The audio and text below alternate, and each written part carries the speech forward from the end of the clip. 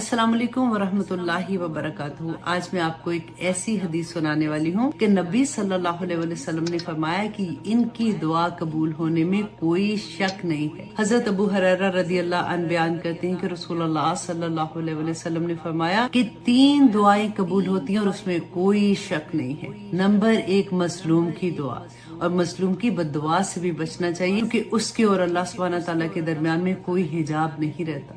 और मुसाफिर की दुआ जब वो अपने सफर में करता है। और सबसे इम्पोर्टेंट बात ये कि बाप की दुआ जब वो अपनी औलाद के लिए करता है।